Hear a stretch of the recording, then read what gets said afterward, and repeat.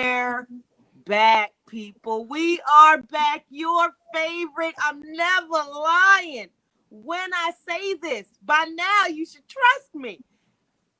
You are rolling with Ramos. I happen to be the one that holds the last name Ramos. I would like to specifically thank my daddy for that one, Mike Ramos in heaven. There was a lot going on in this country today. Some things I don't want you to see because you're in a better place, but I would have loved to hear what you had to say about it. I love you and I miss you every day, even right now as I'm talking. Episode 117 of them things, baby. If you're sick of me, or us for that matter, because it's never just me, it's we. If you're sick of us, we're not going nowhere. Then we turn around and give you double the shows, double the parts of the episodes. We really try to get all in your business in your kitchen. We around, baby. Love us. Hi. My partner in crime, my homeboy. What am I without him? He does everything. I'm just a voice. It's his last week. We'll explain this a little bit later towards the end of the show. We want to have some fun first. I don't want to cry. But Tristan, we back, baby. Another week. What's going on? Yeah, it's another week. It's great to talk to you. It's great to be on here talking about sports. It's never a dull moment. Everybody knows I'm personally excited because the NFL draft is around the corner. So I'm hyped about it. So, I'm just ready to get this thing going, get this thing started. Hopefully as I put this eloquently, hopefully a beautiful blessing does not ruin you watching that. But Nah. Either way, I'm gonna have something in my possession that's gonna allow me to be able to watch. So I ain't even worried about that. Somebody's middle name is going to be Touchdown. Anyway, do not be outdone.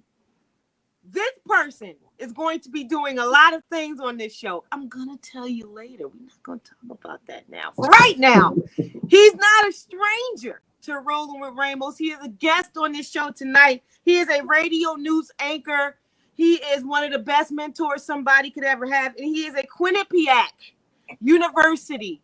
Say that a couple times. Quinnipiac University professor. Doing big things up there in Connecticut by way of Jersey. Shout out to the Garden State. Michael Lyle Jr., you are rolling with Ramos. What's going on? It's good to be back with you all this evening. What's going on, guys? What's going on, Tristan, Mikkel? It's a pleasure to be back. Oh, by the way, in case you were wondering, I'm actually repping you today, Mikkel. Woo! Hey! All right now. I wore this especially for y'all today to make sure I rep all the way. That's what's up. That's what's up. That's what's up. The only thing I'm not going to hold against you is that Howard sweatband you got on. You know what? I'm repping the Mecca too, okay? So you already know who I roll with. I roll the HU, the real one, the one that's in D.C., okay? Hey. This is for Morgan, if it had one. I'm joking. That's right. There you go. Yeah, we're the Mecca, though. We're the Mecca. Our VP's from Howard, okay? So now we can even have something even more to brag about. Exactly. Okay, We'll never get the freaking end of it till the end of this 4 years. That's right. Anyways, glad to have you. Thanks for you're always repping us. Thanks for repping the show. That Mike Ramos look good on you. That Rolling with Ramos look good to you. This week, episode 117, we pay homage to an American professional baseball player, a pitcher. During his major league career, he played for the Browns, a brash, colorful personality. He played for the St. Louis Rams, the Chicago Cubs, and the St. Louis Rams. A brash and colorful personality. He is the last National League pitcher to win 30 games in one season. That was in 1934. After his playing career, he became a popular television sports commentator. He was elected to the Baseball Hall of Fame in 1953. When the Cardinals reopened the Team Hall of Fame in 2014, he was inducted into the inaugural class. There's different reports on this. Some might call him Jerome, Hermaine Dean. Some call him Jay Hanna, but we call him Old Diggs. Rolling with Ramos, episode 117. Let's get dizzy, shall we? The Jay Hanna Dean edition. Let's move forward, shall we? Now, this is where I want everybody to woosah real quick. I want everybody to decompress real quick. sports and society go hand in hand. We all know that there is not one before the other. And there were some whereabouts in this country today. But before 5 o'clock p.m. on the East Coast, this is what I wrote down before certain happenings happened. Because if a certain thing went a certain way, I just knew this country would explode. It would be a ball of fire. The NBA, before that, they thought the same way. So this was when I wrote this down at 3 o'clock Eastern Standard Time. The NBA has reportedly told teams to be vigilant about the impact of a verdict in the Derek Chauvin trial for the death of George Floyd in Minneapolis this week. According to ESPN's Adrian Wojnarowski, this includes the possibility of game postponement. The looming specter of possible protests, civil unrest, and team reactions in the aftermath of a court verdict has the league office preparing for the prospect that a night or two of league games could be halted this week, Wojnarowski said. Final arguments in the Chauvin trial are expected on Monday. That was yesterday. The former Minneapolis police officer knelt on Floyd's neck for over 9 minutes last May. Chauvin has pled not guilty to second-degree unintentional murder, third-degree murder, and second-degree manslaughter charges. If the games are postponed, this won't be the first time the NBA has decided to call off games related to social injustice issues. The Minnesota Timberwolves recently postponed their game against the Brooklyn Nets after the police shooting of Dante Wright in Minneapolis. The NBA also postponed playoff games last season after Jacob Blake was shot in Wisconsin. The news. I thought we never was going to get to this news. I was watching in here. You would have thought I was biting my nails because it was the most craziest thing to watch on the inside and wait. On one end, you could say, how could you wait for such news and expect the worst? But that's what we do in this country. We expect the worst. So the shocker of the day and the justice that was served with steak and potatoes, because injustice been served on a silver platter. So we're going to take the steak and potatoes of justice. Derek Chauvin, officer, Minneapolis Police Department, his days are numbered. By the time he gets out of jail, he might not even be alive to get out of it. He is guilty on all three of them things, all three of them accounts. He is convicted of the murder of George Floyd. Off the beat, and even off the record, on the record, this is a safe place to do this if you want to do this, fellas. Mike, you're our guest. We start with you. First off, how do you feel? Second off, everything I just read does not have to happen now. You have the likes of LeBron James and everybody on Twitter and on Instagram in resurgence of what can be right and what can happen right in this country. You will have guys going to work tonight with positive images of a country that they can. There's so much more work to be done, because that was for Breonna Taylor. That was for Trayvon Martin and countless others that didn't get it. Hell, we can even go back to California if you want to do that. The tape showed what it showed, and a lot would say, why are we waiting for what's put in the pudding to be the right way? But sometimes what's in front of your face has been gone the wrong way. Mike, how did you feel about it? And the fact that now positive images will be in sports for more of a platform to be used tonight and continuing on. Shout out to Stephen Jackson while we're at it, of what the whereabouts of today's verdict has been. It's a relief. I think a lot of us feel that way. I was teaching the course tonight here at Quinnipiac, where I'm still at, and the first thing we did was discuss what this meant in terms of the outcome, which was most of us obviously thought that what more justification do you need than what was shown in that video? The man was kneeling on his neck for 9 minutes and certain seconds. I don't know how anybody could see otherwise why he shouldn't have been found guilty today like he was. That would have been a major, major uproar in the making had he been acquitted on those charges. I could have only imagined what would have happened tonight if we were talking a different tune right now. So it's a good feeling that the justice system did their job the way it was supposed to have been done. The evidence was there. I mean, the evidence was on the tape that we've been watching over the past year. So there was really nothing more to prove than what we saw and the whole world saw. This was being shown across the world. It wasn't just here in the States. The entire world, the globe, was watching this verdict. Because when it happened last year, you saw a major uproar in America and across the globe. Different countries were coming out and protesting police brutality. People were saying enough is enough. People were seeing that America has issues with this problem for years. It didn't just start last year with George Floyd in 2020. It didn't start with Trayvon Martin. It didn't start with Monte Wright. It didn't start with Freddie Gray. It started years and years and years long before you and I were all born. This has been a hot button topic since the beginning of time. It's just taking a new generation now to put these issues out there where people are finally listening and understanding why these issues need to be talked about and addressed ad nauseum. Are we tired of having these same discussions? Absolutely. Do we feel vindicated that this verdict came out today the way it did? Sure. But as I saw on social media today, and I agree with a lot of people, while this was good, this is just a step in the right direction finally. Now, I'm not saying I'm not feeling happy about this. I'm feeling relieved that it happened. It's good that we finally saw justice being served.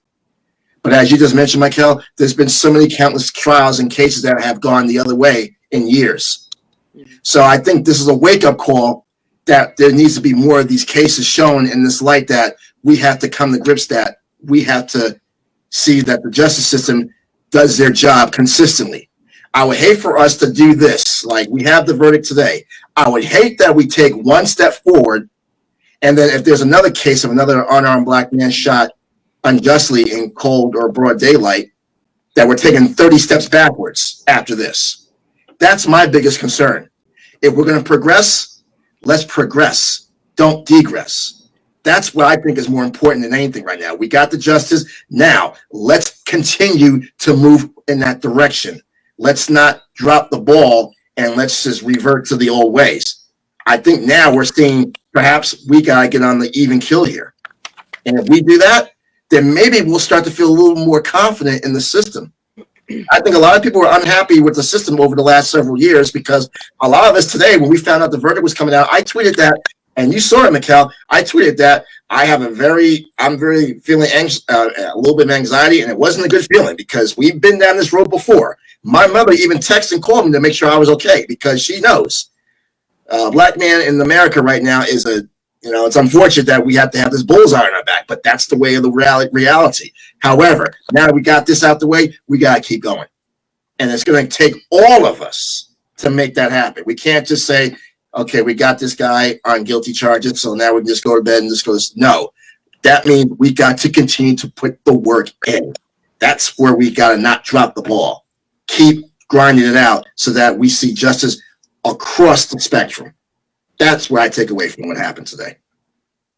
How do you feel about its affecting of sports? Russell Wilson, LeBron James, now you'll have positive images of these guys going into these games tonight with something great to say. And because, like you said, in the event, I'm sitting here talking about 9, 10, 11 games that's postponed right now. Nobody wants to play. The hell with the games today.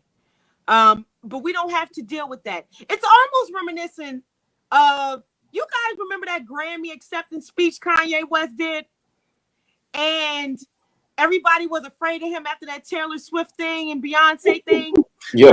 And then he got up there and he won, and he said, everybody, and I never forget it, because Kanye, say what you want to say about him. Sometimes he says some stuff that sticks with you. And he said, everybody was wondering what I would do if I didn't win. I guess we'll never know. We will never know what would have happened if this case would have went another way.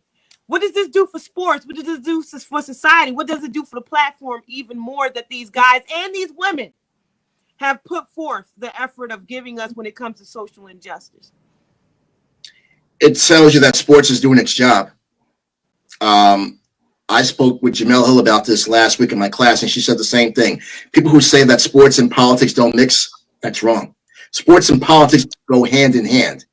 You just mentioned that a lot of athletes are speaking out about the verdict today. They will be full force about this because you just mentioned the NBA was ready. They knew what was going on. They weren't naive to this. In fact, remember last year when this all happened, the WNBA and the NBA, and you saw other sports leagues across the country, took the initiative to say, we got to address this. We need to listen to our athletes who are predominantly African-American that consists of 90% of our league and our roster of black players. So we need to listen to them. You got to understand these are your employees that have a right to speak on these issues. LeBron James, we already know. He speaks a lot about these issues. Steven Jackson, he says a lot of stuff too. We mentioned Colin Kaepernick many times. I mean, these are all these figures that have been vocal about this issue for a long time. Now that we're finally coming to even kill here. I wouldn't say even kill, but at least we're coming to an understanding of what's been going on and what they've been saying, because people in the past didn't want to listen to them. That was a problem. People didn't listen.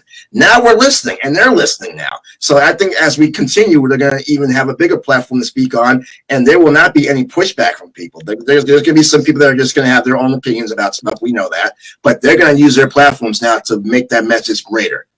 You see it on the NBA, on the broadcast last year. It showed it right on the court when they were in the bubble. Black Lives Matter. You can watch sports. People wanted sports back. We got them. But we cannot avoid the other issue at hand.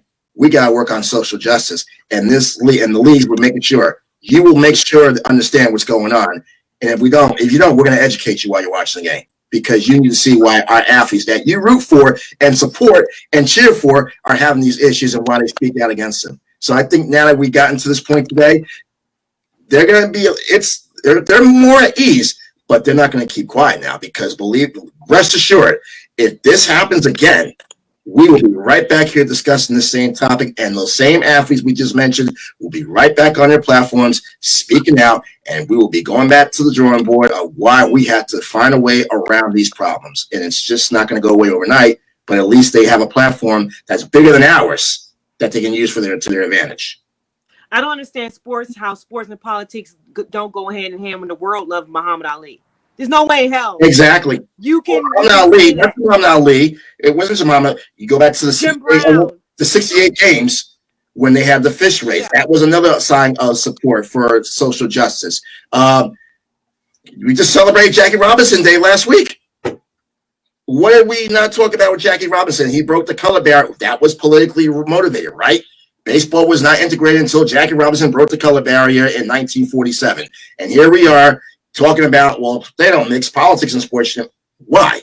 We've been talking about sports and politics for years. It didn't, like I said, none of this stuff happened, y'all, just in 2 years. It's been going on before you and I were born. We're just now, like I said, finally some generation has stepped up to the plate and say, we have had to step up. People say it's a cancel culture. Well, it's not the cancel culture because it's been part of the culture. Now we're trying to find a way to educate people to understand why it's not right. We're not saying it's going to be canceled. You can't erase history, but we can try and rewrite it and understand and make it better so that the next generation understands that this is what you should be educated on and why it makes sense and why it's the right way to go and not the wrong way. You know, everybody likes to hear, Tristan, I'll move on to you, and everybody likes to hear about the players who have something to say.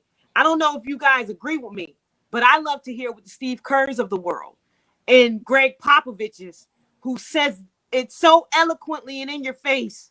I love to hear what those have to say. One, how did you feel?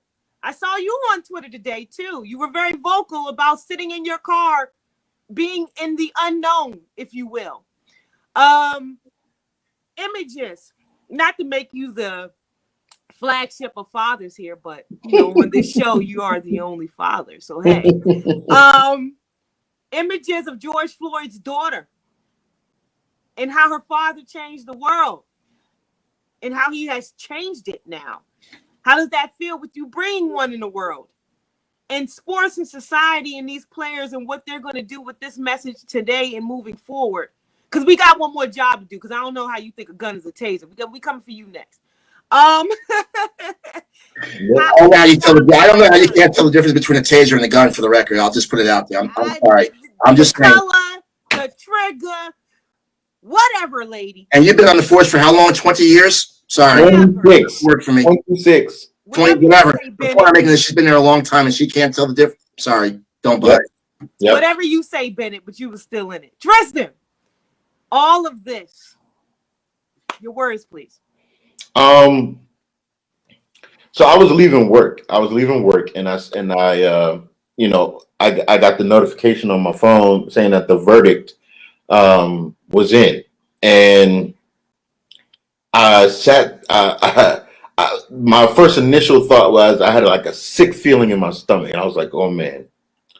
I said, "Okay," and I got in my car, and I was making my way home. I got in my car, and I was making my way home, and all the while I'm thinking to myself, like, Lord, there's no way that the world saw this on video and can literally set this man free. Like, there's no way that we can literally watch this and hear what George Floyd was saying in his last moments and for that man to walk free.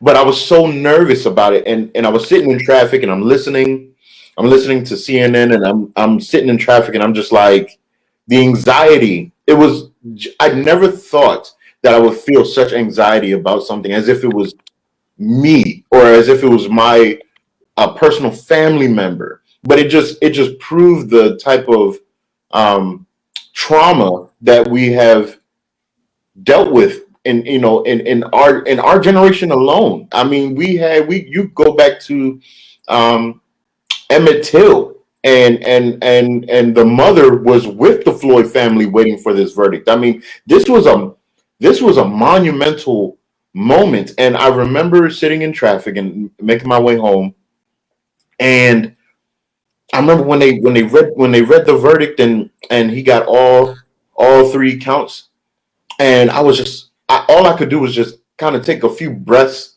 just a few sighs. It was like I was just relieved, like it was just a sense of relief. And I remember coming home and I told my wife, I said, I was really emotional about it in the car. And I said, I think it's just the fact that someone that looks like me, that didn't have to die, didn't have to be killed, got to see justice. We just been heartbroken for so long of not seeing these people be held accountable. And so to finally see it, it was just like, wow, like this is a first step. Because of course it's not the finish line. It doesn't end everything, but it's just that first step towards change and towards people recognizing that beyond our skin color, we're human. And it was a human life. It wasn't just the fact that it was a black man whose life was lost. It wasn't just the fact that it was a black man who was murdered, but it was a human life. And in a moment watching that video, we watched another human being treat someone like an animal and murdered them. And we got to see that person that treated another human being like an animal be handcuffed and be held accountable for their actions. And, now I know we're waiting, we got to wait the next couple months because we got to see what the verdict, what the sentencing is. And that's a whole other thing. That's a whole other hurdle we got to get over. But I'm with Mike. It was a sense of anxiety, but then there was a part of me that was pretty confident because, most of the time when you see a jury come back that quickly, however you felt the case was swinging, it's going to swing that way. When you see them come back that quickly, they had no questions about any evidence, about any witnesses and their testimonies, nothing like that. I think they already made up in their mind that, no, you're guilty. We just watched you do this on video, live. You're guilty. I think that already had played in their head even before this whole entire trial really took place. I think they already made that up in their mind, and I'm just so thankful that we're just in a step in the right direction as far as equality for Black people. Not only for Black men but Black women as well. We still bleed for Breonna Taylor.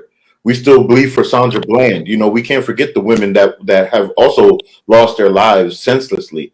It's just a step in the right direction, and it was a sense of relief. I was so glad because the opposite of what it could have been was honestly, I had made up in my mind that if it went the opposite way, that I was going to take my wife somewhere. We were just going to go somewhere and just be away from the area. I just didn't want to know. I didn't want to be around to see what was going to happen if it went the other way. But thank God it didn't. Places already before this, National Guards already in Was already Minneapolis. ready. People boarding up their businesses and preparing for war, basically. Yeah.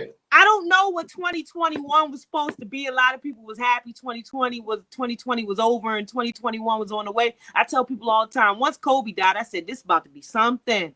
Because Right. then COVID hit, and here's 2021 with the same anxiety. I haven't felt this same, and not even the same anxiety, it's different anxieties. It's anxieties of change, because I was feeling the same way watching the election and waiting for those results.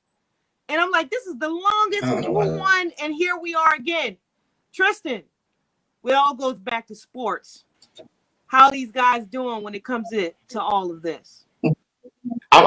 Listen. I'm sure these athletes can. I'm sure they took a sigh of relief because I'm sure they were like in their mind, like, man, look, we're playing in a condensed season.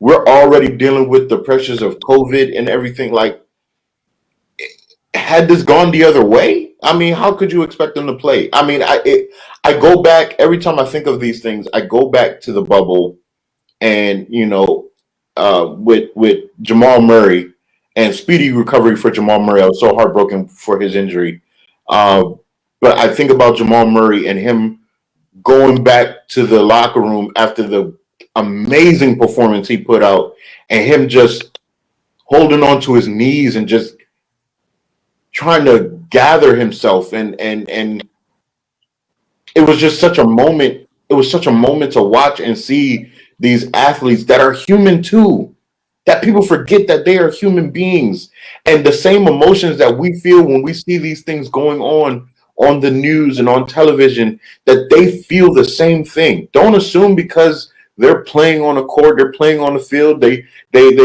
are making all these millions of dollars, that they can't feel what we feel as everyday citizens. They are everyday citizens too, and they feel the same thing, and they are thinking about the fact that they live in an America that doesn't even really regard their skin as of any value, but they have to go out there and perform in front of the very people that can execute them.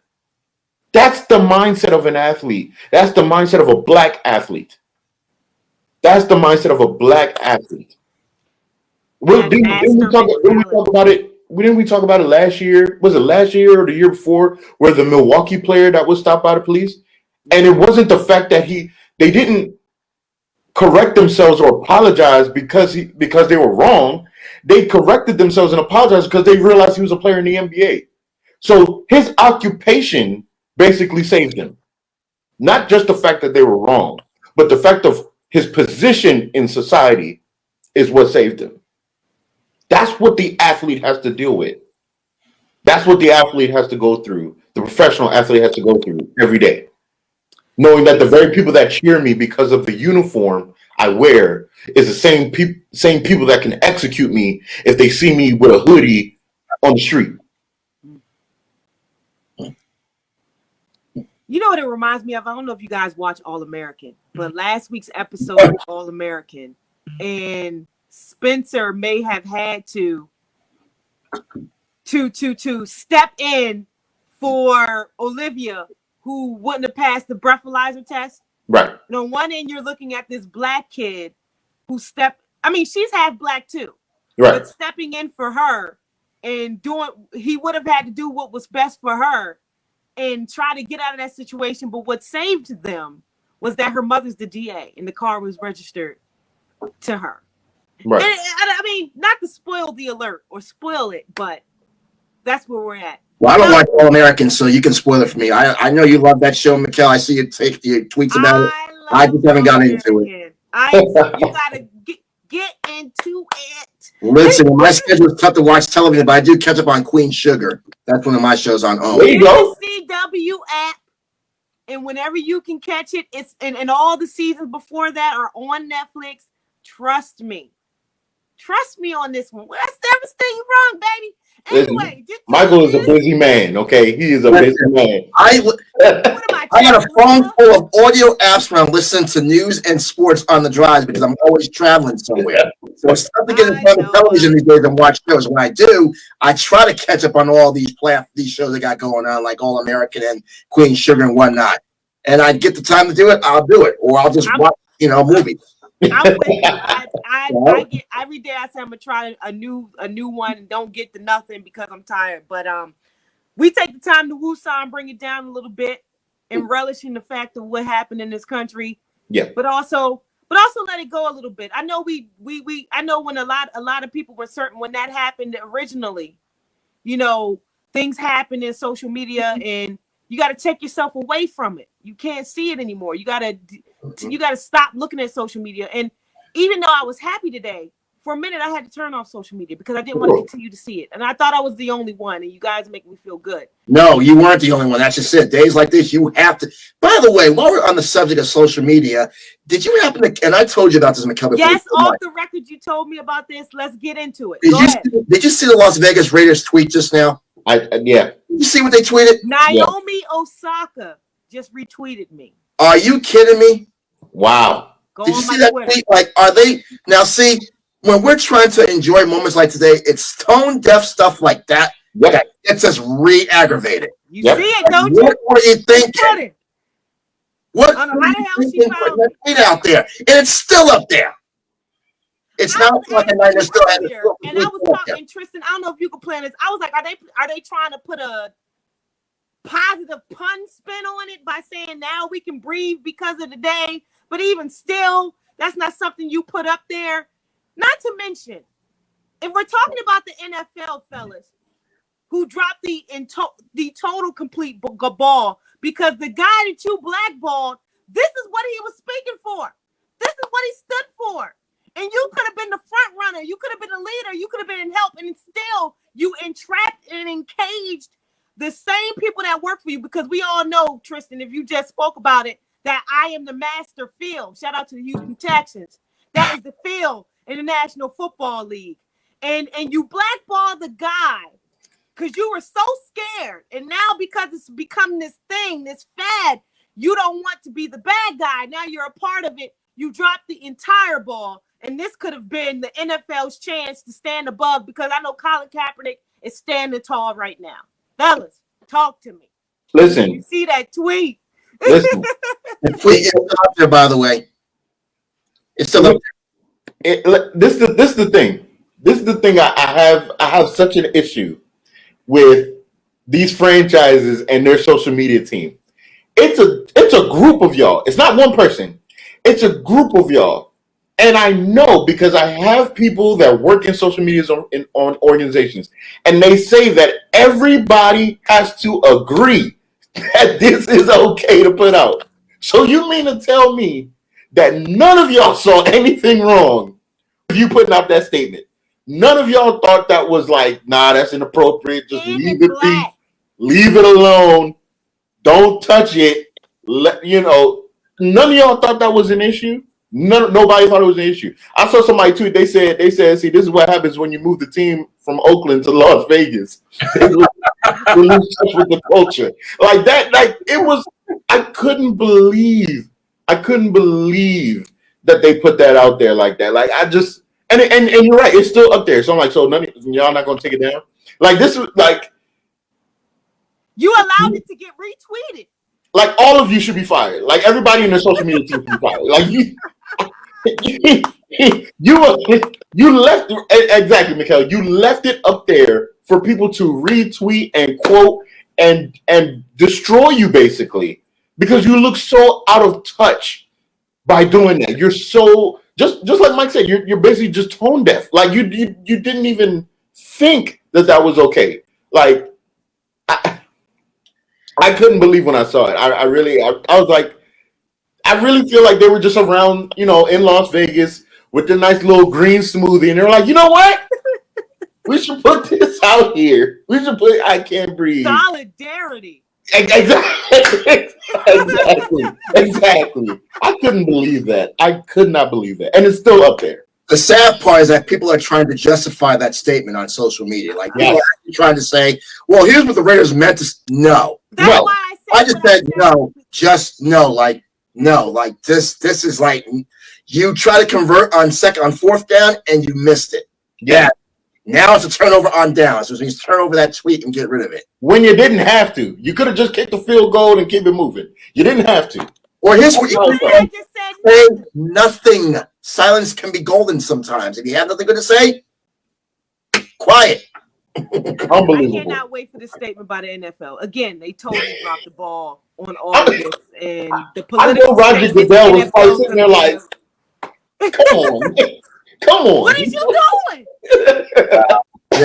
Yeah, it's like somebody said though. If we're talking diversity in sports, this is one of the issues right here that is in plain black and white. Yes. Somebody that would have had enough sense would have said, "Hey guys, no, that ain't it.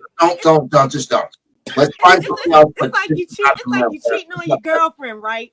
And okay, for example, Mike, you cheating on your girlfriend, right? And Tristan's your homeboy and your best friend, and his girl asks, "Where was y'all at a couple of hours ago? Didn't you see my text about going to get some Popeyes?" "Oh yeah, we was at Popeyes. Here, we were standing right there." But he tells you that you was talking to a girl at the same time. What is you doing? What is you doing? You timed me out just now.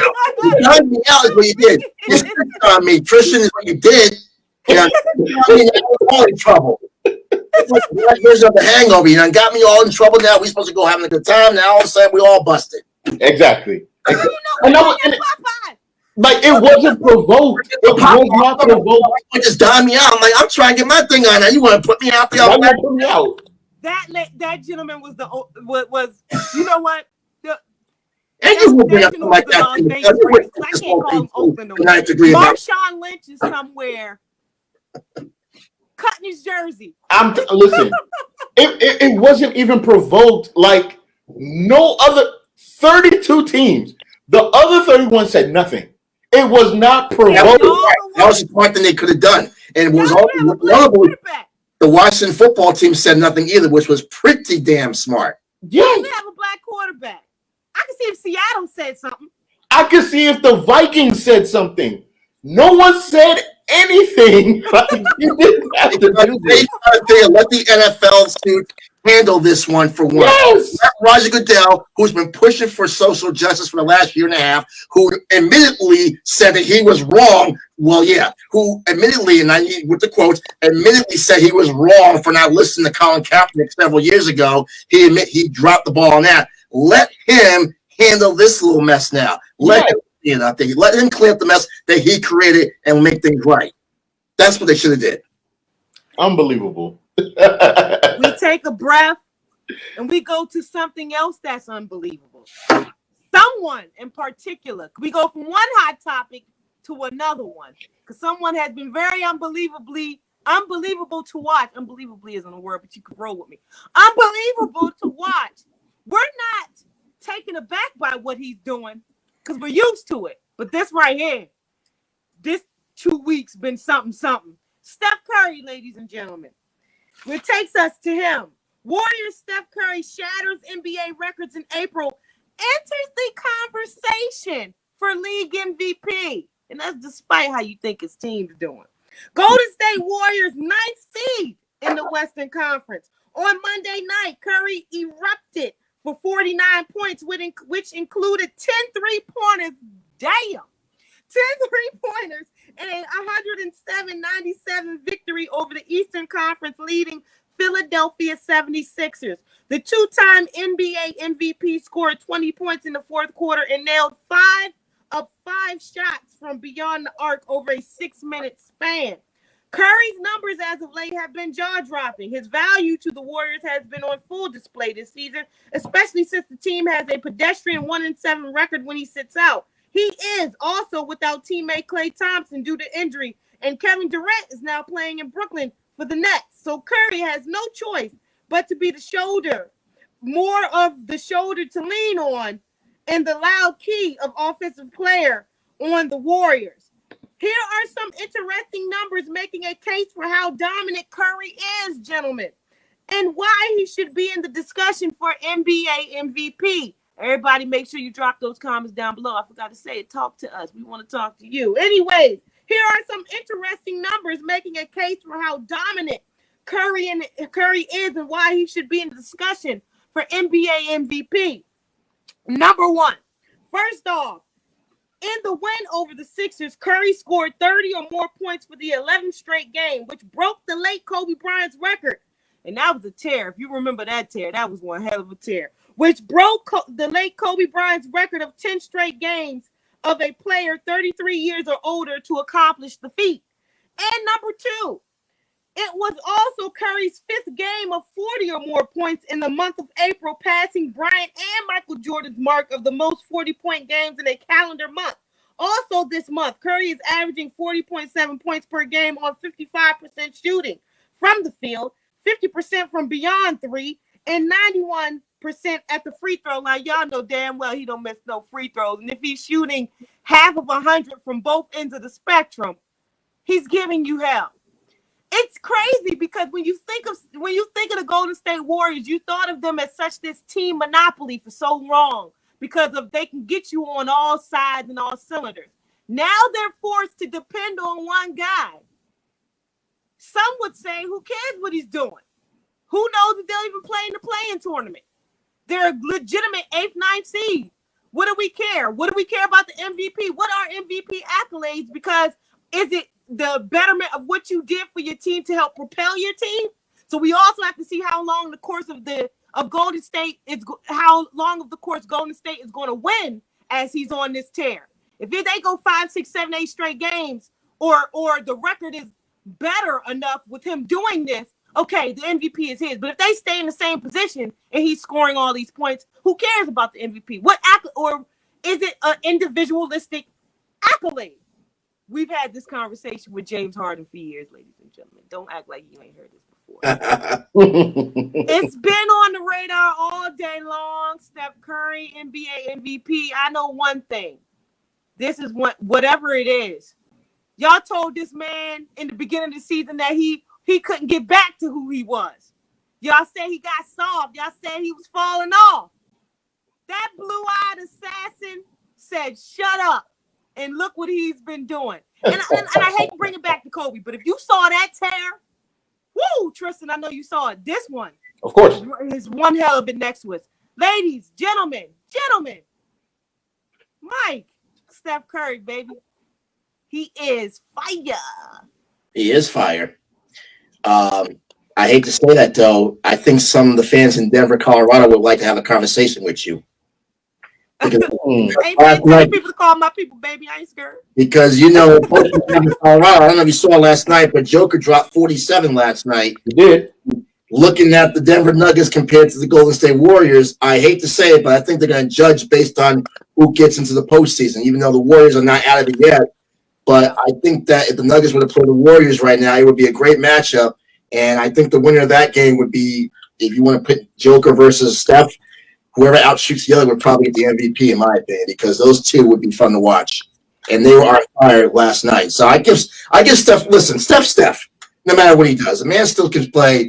It's a bad year because he lost half his roster, but he's still trying to load. They might get in there as an 8th or 9th seed, even if they do stumble in there, but he'll be the reason why they get in. And then after that, it's just going to depend on who they play against, because as we all know, the postseason is a different animal as opposed to the regular season. And I say that because the last time we had this discussion about the Golden State Warriors was, was that in 2016 when they won 73 games? And that's right, yeah, they didn't finish the job. Yeah. In this particular case, it's nice to see Steph. And they needed Kevin Durant, right? Well, that's why they got Kevin Durant, because they didn't have him that year. Sorry, They wouldn't got him. Look what happened, right? They went after the fact. Point I'm making is that without Kevin Durant, you just made my point. Without Kevin Durant, without some of his start, what are they going to do? They might get to the playoffs, but how far will they go? Because now you're going to play. LeBron's going to be coming back soon. AD's going to be coming back soon. The Utah Jazz are the best team right now in basketball. Most people didn't even think they were going to be this good. There's a lot of competition out there in that Western Conference. That if the Warriors do get into the postseason as one of the playing teams, they advance, but then their work's going to be cut out for them big time. That's where we're going to really see just how good they are and how far can Steph can carry that team. I got to ask you this, and then Tristan, your thoughts on Steph, and I want you to answer the same question. He's doing this effortlessly because it's effortlessly. We all know what that was. Effortlessly? That's what we want now, Steffortlessly. Plus, I think he's feeling himself and getting back in the groove, and he can feel his muscles and everything getting back to how he was before the injury. However, he has a load to carry.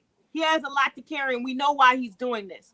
But on the flip, if he was able to do this without that load, Klay Thompson is playing, Draymond's doing his thing, how bigger would this would have been? Because now he has nothing. Now he has nothing to. He's not fighting to keep a team afloat. He's just doing him. I think it plays right into what Mike was saying. Like, that's what's going to keep him from winning the MVP. Because when you look at the numbers and you look at what he's been doing, it's similar to the unanimous MVP season that he had. The only difference was they were a lot to get to the finals that year. You know, they were fully loaded. I believe, you know, if Klay and Draymond, well, if Klay was healthy and they had that core, you know, they'd be able, you know, and they had a better record. I think this will be shown out more. What's making this be impressive is the fact that he's keeping the team afloat. And, you know, when you look at how the season has gone as far as COVID and everything like that, and you look at some of the superstars that have had streaks of not playing because of injury, it's hard to kind of put them in there when I think they're about 500 right now, their record. It's kind of hard to try to place him in that number one MVP category because your team is 500. When, like you said, you got Jokic over there. You got Joel Embiid's got, I think, the Phillies, they are getting 500, by the way. The Warriors are 29 and 29 right now. Yeah, so it's just hard to. We talked about Luka the other night in game one. Exactly, but so it's just hard to put him in that realm. Well, no, it's not hard to put him in the realm. But some people are kind of being a prisoner of the moment, thinking like he's the clear-cut MVP right now. I'm like, you can't do that because at the same token, okay, he had the amazing night, but then when you look at Joel Embiid still had like 38 and 13, and his team he ain't had nobody, and his team is number one in the East. And you have to also look at the fact that Tobias Harris didn't play, Ben Simmons, who possibly can be the defensive player of the year, didn't play, and that was somebody that probably would have been on Steph Curry. You know what I'm saying? So I'm impressed. I love what I see. But I also have to keep it in perspective. Like, yeah, Steph Curry, you're phenomenal, but your team is still 500. You know what I do appreciate though is the fact that because people are saying, "Oh, he's doing this at 33. He's doing this at 33." This is the difference between someone that relies on pure athleticism and then someone that relies on skill. We acting like he can't do this again. It's skill. It's just it's skill. It's not to say he's unathletic. We know he's athletic, but this is a skill that we're watching. This is something that has been practiced and worked on and honed in on. This is something that he can fool around and do this all over again. I almost think it's kind of like a pick and choose when he really wants to put on. I think we're seeing it because he realizes for us to have a chance to get into the play-in tournament, I have to be this guy. Because there's no one else I could rely on for my team to give the amount of points that I can give. You know, so we have to appreciate the fact that Steph Curry can still do this for a couple more years at this clip. Like this is not a shock. And even before he got on his hot streak, realized he was having like career lows in his 3-point percentage. His career low in 3-point percentage is somebody's career high. That's how amazing he is, and that's how far he has separated himself as far as shooters. As far as I'm concerned, Steph Curry is the greatest shooter I've ever seen. I can't really. I know there's the Reggie Millers of the world. I get all that. The Ray Allens of the world.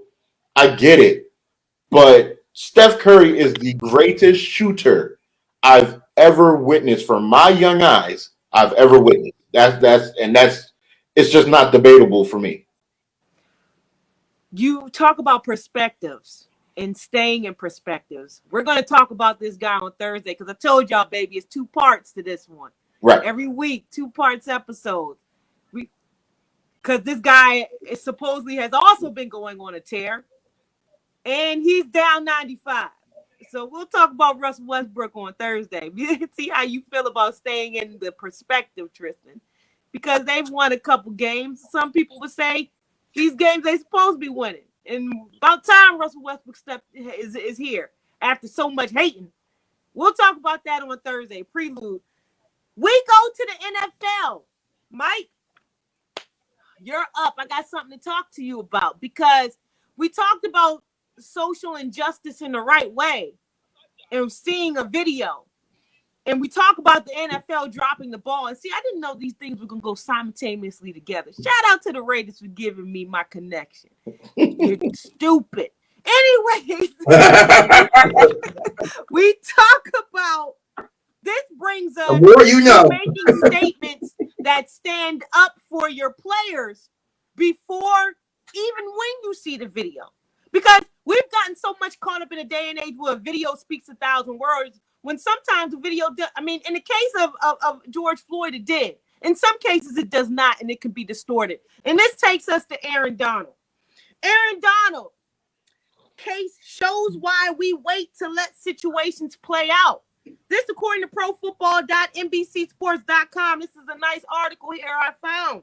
Last week, a man named DeVincent Spriggs accused Rams defensive tackle Aaron Donald of assault. But after video of the incident emerged, Spriggs apologized and said he was mistaken. Rams chief operating officer Kevin DeMoff says the case shows why no one should rush to judgment. Yep. What we do in a social media world anyway. Yep. I think we're in an era of cell phones and videos, DeMoff said via the Los Angeles Daily News. I think one of the things it's always good to let situations play out. That's true in a particular time like this when it appears to vindicate the player, and it's true. Unfortunately, if it hadn't, I think it's cliche to say we'll let the legal process play out. This is one where it may have happened quickly. We will see how it concludes. I think we'll just continue to let the story unfold the way it is. Your thoughts on this situation of Aaron Donald, mistaken identity, or I'm just going to, you might be who you are and not are. What do you make of this?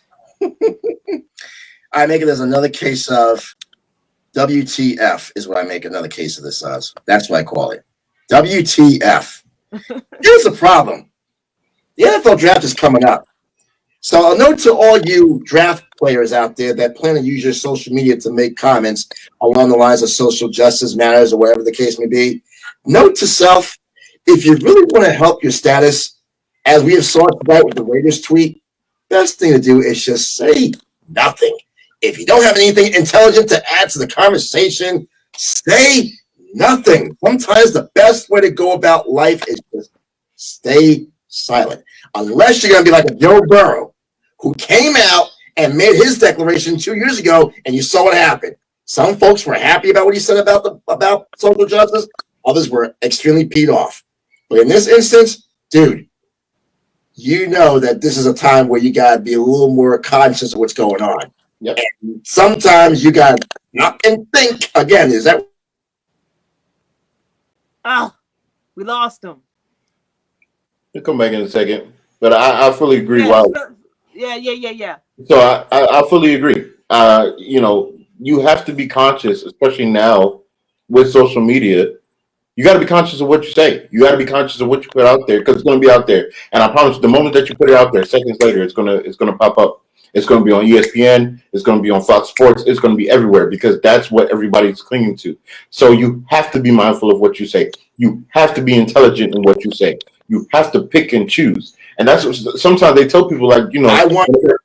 This is what I call the WTF moment. That's what I call it. They say it doesn't hurt his status because it might. Yeah, we missed some of what you said because you lost because you left. Well, what I was saying was, again, in relation to Aaron Donald. I was saying in relation to Aaron Donald that we're coming up on the draft, and this is the time where some draftees should just keep quiet. Yeah. And say nothing. Yeah. The best way to put it is be silent, because now that you're coming up on the draft, people will see this, and as you get closer, your status could easily go from a top 10 pick to a second round pick. Absolutely.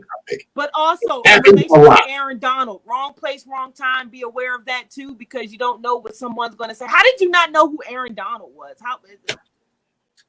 Do your research is what they call that. I apologize. You thought it was Aaron Donald. He wasn't even in the video. Again, it's a WTF moment for me. And like I said, this is the time when the best advice is to keep quiet. Yes. Just don't say anything at all. You hurt yourself when you start opening your mouth and it doesn't make any damn sense. And then you do stuff like this where people start saying, what is this guy doing? Yeah. I'm saying right now, what are you doing? Yeah. Or let me put it this way. It's not what are you doing? Why are you doing it? Is what I ask. Why are you doing this? Why? That's the big question I'm asking you. Why? Yeah, for sure. You accomplished by this, because you didn't accomplish a lot of things. You got people talking, which was not the good side. Now, you better hope your status is not going to get hurt in a couple of weeks. Yeah. Well, Aaron Donald may have dodged a bullet, Tristan, but still, like you said, say nothing. Say nothing. Say nothing. With that, just be quiet. Somebody had a lot to say the other day, and it talks about, as we move moseying on down to the NFL, moseying on down to we talk about two players from down 95 South, former players of 95 South, that are calling it a go when it goes to the NFL. They're saying goodbye. They're saying peace. First off, Alex Smith, longtime quarterback Alex Smith, announced his NFL retirement Monday. That was yesterday, capping a 16-year journey that started as a number one pick in the NFL draft and ended after his improbable return from a gruesome injury. He was released by the Washington football team last month. Did he have a lot to say about that? But was the NFL's comeback player of the year in 2020 for getting back on the field after an injury 2 years earlier that nearly cost him his right leg. Even though I've got plenty of snaps left in me after 16 years of giving this game everything I've got, I can't wait to see what else is possible, Smith said in a video on Instagram. But first, I'll take a little time to enjoy a few of these walks with my wife and my kids. Have no idea what's coming for them in the backyard. After he suffered a compound leg fracture in November 2018, many assumed Smith's career was over.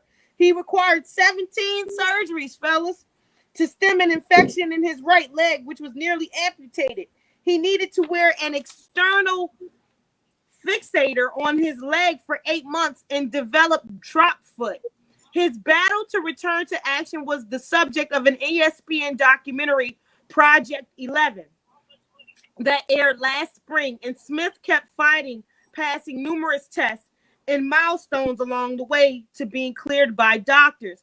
For his career, Smith started 167 games, and his teams went 99, 67, and 1 in those contests. He passed for 35,650 yards, 199 touchdowns, 109 interceptions. His 46 interceptions since 2013 were the second fewest by a quarterback with at least 70 starts. That's trailing only the bad man, Aaron Rodgers, that is in Green Bay. Tristan, I got to start with you, Doug. Alex Smith. It's crazy because Alex Smith, this big guy over in San Francisco before Colin Kaepernick took over, he comes to the Washington football team. He actually helps us out a little bit. He has the injury, comes back. How do you feel about him? As much as the body of work is right there, but for me, when I remember Alex Smith, is whether or not you look at this body of work or not, there's nothing you can do but respect him for what he was able to come back and do, and come back at all. Alex Smith. I have the utmost respect for Alex Smith as a football player. I really do. I was a fan of him when he came out of Utah under Urban Meyer, mind you. Big fan of Alex Smith. I thought he was ahead of his time. I always felt that way. I think when he went to the 49ers, he went into a system. People forget how many coordinators and head coaches that Alex Smith had to go through in his first 5-6 seasons in the league. And so people kind of remember the struggles that Alex Smith had. But put any quarterback in that kind of position where you're changing head coaches and coordinators, offense coordinators on them, you're not using the system that worked for him at Utah. Again, like I said, I felt as though he was ahead of his time. This era that we're in now, this spread NFL that we play, kind of like open spaces, this was Alex Smith's era to play in. This is the era where he would have really shined. Because at Utah, Urban Meyer, and really everywhere, Urban Meyer, that's his offense. His offense is spread. It's fast, go, quick decisions, and using your athletic ability to make that pocket mobile. You make it. You don't have a stationary pocket. You're moving and you're shifting. He did it with Alex. He did it with Alex Smith. He did it with JT Barrett. He did it he did it when trying to develop Dwayne Haskins at Ohio State. He did it with Tim Tebow. This was the system that Urban Meyer runs. And for Alex, like I said, I just felt like he was just ahead of his time in it because they tried to make him a traditional pro-style quarterback that they were used to. You drop back 3 steps, 5 steps, and you just chuck the ball down the field. That was not Alex's game. Then when you saw Jim Harbaugh come in, and Jim Harbaugh has a similar system, you started to see Alex Smith flourish. Unfortunately, you had Colin Kaepernick, who was the better athlete, who did have the stronger arm, was able to make more plays down the field. So you eventually had to ship Alex Smith to Kansas City and were consistent playoff contending team. But then when you get someone like Patrick Mahomes, again, better athlete, stronger arm, can push the ball a little better than Alex Smith could. And that's what happened. When he came to Washington, I thought that was a brilliant idea. Because he was perfect for what we needed at the quarterback position. A solid, stable NFL starting quarterback that can just steer the ship. You ain't gotta do anything crazy. You ain't gotta fight the waves. You ain't gotta do all that. We just want you to steer the ship that we have here and make sure that we get to where we need to get to safely. And he was perfect for that. People forget that first year, I think they had Washington being like, I think they said they were going to be like 4-12, something like that. And Alex Smith ran like a 6-game winning streak. Like, that's who he is. So then you go to see the injury that happened. I remember watching the game against the Texans, how horrific that was. And the respect really came for me was when you saw that mini docuseries of Alex Smith and the whole process with that leg and how much they had to take away from that leg. When I saw that photo, that image, and I'm like, you're about to come back and play football in professional NFL football with basically a quarter of a leg? That was amazing. And for what he did was truly amazing. And I think was everything that we needed for the culture change with Ron Rivera, for the whole idea of the culture change and basically being blue collar. You pick up your lunch pail, you go to work, you do what you got to do, and then you clock out. And Alex Smith with that comeback is absolutely everything that exemplified what Ron Rivera needed for that football team. And I saw somebody tweet it, and I wouldn't be upset if they renamed the Comeback Player of the Year trophy they named it the Alex Smith Award, I would not be upset at all, because for him to do that and to be able to play at a high level, it's truly amazing. I have the utmost respect, but I am glad that he retired. I'm so thankful. I'm very glad. Be with your family. You have nothing to prove. You had an excellent career. Just be home with your family. That's somebody that you can look in the future of being in the front office, a guy like a collar guy. Absolutely. You know what it made me think of? And we all know this person. And we talk about her all the time. And she hypes this person all the time. He gonna be the MVP. And every time we're sitting over here like, what the hell are you talking about? Playoff P, baby. I'm still waiting. Shout out to Ashley Baker. We love Ashley. Shout out to Ashley. About nothing but sports. Shout out to Ash. And her Dallas Cowboy love. Right. Now, what I don't tell her is, although I think it's preposterous, because he blames himself every year. Of course you do, because you didn't show up. But anyways, I think it's preposterous. But deep down, if we're talking about Alex Smith, before his injury, the most horrific injury that I've seen prior to that was Paul George. That was stop, look, USA, everybody could not move for the next couple of minutes watching the bone out of his body. And you could see it. So when you talk about Paul George and whatever he says he's going to do, and everything, deep down, you want that for him, because Paul George isn't supposed to be walking right now. But Mike, Alex Smith, don't tell Ashley I said that. But this is on the record now, so I can't hide from it right now. She'll find out at some point later. Believe me, she'll find out. And she'll put all this on blast as a result. You know Ashley by now. You know. I can't hear you. You know Ashley. Okay. She's going to put us on blast. Yeah. You know she's going to make sure that she finds out. Yeah. Because I'm not co-signing on it. I ain't scared of her neither. But anyways, Alex Smith, his retirement. Mike, how you feel about it? I like it. I think it's a good thing for Alex Smith. The thing he did was he left on top. He gave Washington new hope. He was part of the rebuilding process when they dropped the nickname. You mentioned Trish, and they changed the culture by bringing in Ron Rivera. He was a catalyst in that whole rebuilding process.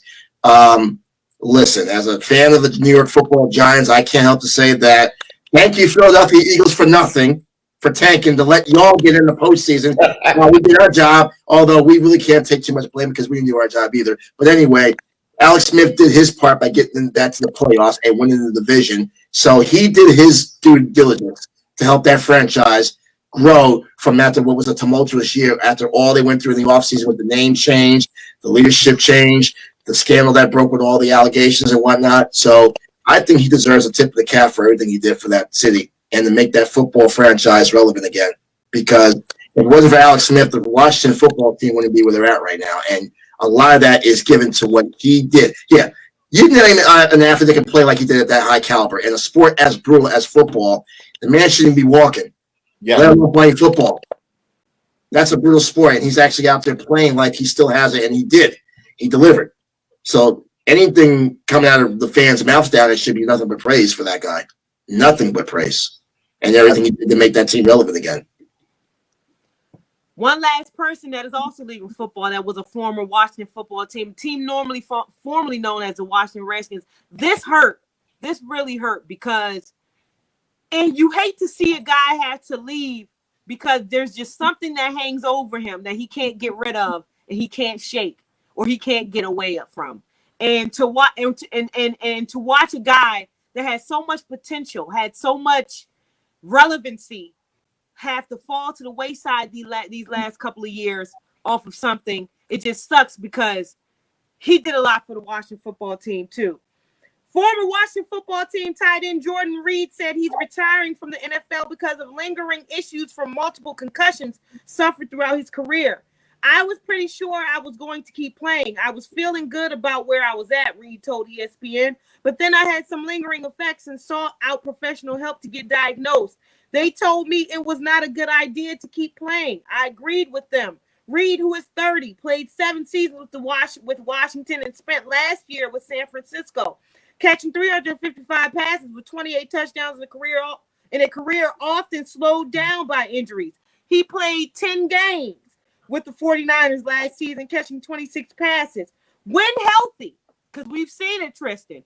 When healthy, Reed scared opposing defenses because of his quickness to beat one-on-one matchups with linebackers and his size, 6'2", 242 pounds, to beat safeties. It's why in 2015, Reed caught 87 passes for 952 yards and 11 touchdowns and was a key reason Washington won the NFC East. A lot saying at that time, if you looked at the scope of the NFC, he was top 3 tight ends in the NFC. Might have been top 10 in NFL. Mm-hmm. He made his lone Pro Bowl appearance after the following season. Reed entered the University of Florida as a quarterback, but moved to tight end after one season. He played well enough for Washington to draft him in the 3rd round. Look how that panned out. Fellas, Jordan Reed. Oh, this one hurt. Yeah, it hurt. It hurt only because like you said, you hate to see great talents like that have the game taken away from them, because their body basically failed them. But I was also so relieved that he retired because I was scared when they said the 49ers picked him up. I was terrified because I'm like, bro, you've had so many concussions at your young age. You've had so many concussions in the league, man. You cannot expect to keep going with that. It's just he was playing with fire, and I'm glad whoever the doctor was or whatever that kept it 100 with him told him, like, I would advise you to retire because they saw something that was alarming, and so I wish him well. I wish him the best. It's sad. I remember him as a freshman at the University of Florida because I remember they were looking at him like they thought he would have been like kind of Tim Tebow-esque in a sense because of the size and everything coming in as a quarterback. I remember when he moved to the tight end position, and he was a baller, and he was a baller for us. And we'll have those memories of him as a player for us. But I'm so glad that he retired because that concussion thing is scary with all this CTE stuff going on. And you see some of these former athletes and what they go through post their football careers. I'm so thankful, and I'm hoping that whatever it is that has caused him to retire, as far as his concussions and stuff, it's something that he can heal from, and he has a great lasting life. We've seen this before. We talked about it last week in LaMarcus Aldridge. He found something wrong with him medically. He cannot beat it. He cannot get ahead of it. And he decided with his heart condition that he was going to walk away from the game of basketball. Mike, if we're looking at Jordan Reed and what players are, it's more than basketball. It's more than football. They're choosing their lives versus the game and being able to, at least at 30, be able to still spell your name and be with your family. Yeah, I mean, it's bigger than sports. We talk about this a lot in sports media, too, about concussions, protocols. We're in a pandemic. We're also dealing with health issues when players have taken so many beatings and playing the sport in a brutal sense where they're taking their nicks and knocks and whatnot. And then this happens with LaMarcus. You got to fathom that it's the right decision. There's no other way around it. If the guy cannot play at a high level, then he has to step away. Because the worst thing could happen, it would be you don't ever want to think what the worst could happen, but I think we all know what is the worst thing that could happen. Well, we know what the worst thing could happen is. It could be a lot worse than him just not being able to play. Much worse. So this is a smart decision that, yeah, your life is more important than playing basketball or sports right now. Take care of yourself. Absolutely. Speaking of take care of yourself, as we end this show, and we got some house rules to discuss real quick. Can you believe that a year ago, we were in our houses. We could not move. And thank God for The Last Dance. One of the greatest documentaries of all time. Right time or what? The greatest documentaries of all time, The Last Dance. That was well produced. Yes. All you punks talking about Michael Jordan and what he revealed, and he's told his story. You know what? Guess who's next? Guess who's going to be next? The New England Patriots. You watch. There's going to be a documentary just like The Last Dance about why Tom Brady and Rob Gronkowski defected to the same team and in their first season won the championship. You tell me there's not something happening up there in Foxborough that the both of them, and here's another little nugget for you. You heard this from here. You heard this from me first. Do not be surprised if Julian Edelman comes out of retirement and joins them down in South Beach. Don't there was some be rumbling a surprised couple of weeks if ago that that he was going to do that anyway. But don't be, people say it's not. But I'm telling you right now, do not be surprised if he does go to South Beach and play alongside Brady and Gronk in Tampa. It could very well happen. Then they're putting together a super team that you might as well just give them the Lombardi Trophy now. Because they're going to run away with the damn thing at that point. Well, you know, they can't play. Him and Gronk can't play football unless Daddy's home. So, you know, they got to go where Daddy go. I don't like either one of the players. Like, you got to give credit where the credit is due right now, man, because they did the unthinkable last year. Both of them are on the same team. Gronk came out of retirement, still playing like Gronk normally plays, and they won. They didn't even win the division. They went in there as a wild card and ran the table. Tom Brady is 43 years old. The man's older than all of us, and he's still playing like he's 20-something years old. I can't hear you. I hope you can hear him. I can hear him. Can you hear me? Because and I'll tell you what, I'm a Giants fan, and I can take the liberty of saying that we beat Tom Brady twice, okay? So I can sleep at night. That's right. Where it's due. The man is 43 years old and still playing like he's in his 20s. That's amazing. It's unbelievable. It's unbelievable. Respect. Blah, blah, blah. It's unbelievable. It's unbelievable. I get it. I didn't hear most of what you said. I heard it. We're going with. Now, I'm telling you, the man won 7 championships. The man, I guess he is the greatest of all time. But I know. We beat the guy twice already, so I can live and sleep and breathe easily. And my favorite all-time player beat him the first time he got his ring, okay? Give it up to Michael Strahan, number 92, okay? Texas Southern, New York Football Giants Hall of Fame class of 2000. And he almost had me going. I thought he closed his gap a couple. You know what? April. That man works harder than anybody else out here right now. He's got I thought he closed his gap. He's over in America and still doing football on the weekends. That guy's like a walker. You're talking about me being a workaholic. He's a workaholic. No, I'm saying I thought he had going. I know that. Gap. I know where you're going with this. Funny.